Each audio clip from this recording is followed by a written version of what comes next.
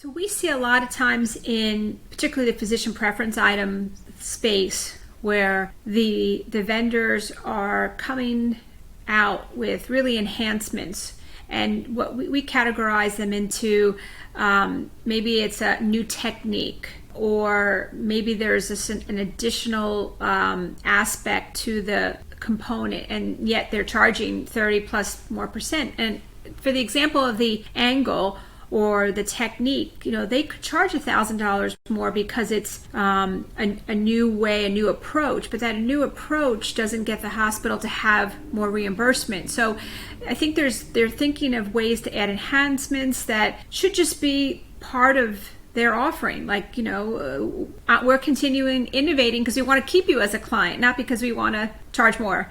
And so we talk to hospitals a lot about how can you manage that aspect, and I think you have to do it in your contracts that similar items have to be priced at the same price that you have, right? And that's number one. Two, value analysis is very, very important because new entrants have to go through a value analysis process, and so that will really stop a lot of these market enhancements and those price increases. And the other part of this is, and I think it's having a real conversation with the vendors. They're trusted advisors to the hospital, and if you want to be a trusted advisor and you want us to hear you and buy from you and be part of this ecosystem, then you've got to act like one. And acting like one is not trying to raise our price every single time you get an opportunity. When I encourage hospitals, or I'm having those conversations, I think it stops them and they think about,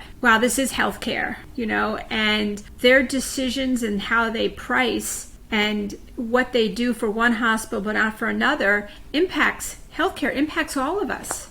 And so I just think that we need to do a better job, and I mean the hospitals or those that support hospitals need to do a better job of having those real conversations, with the vendors to remind them, pricing impacts healthcare.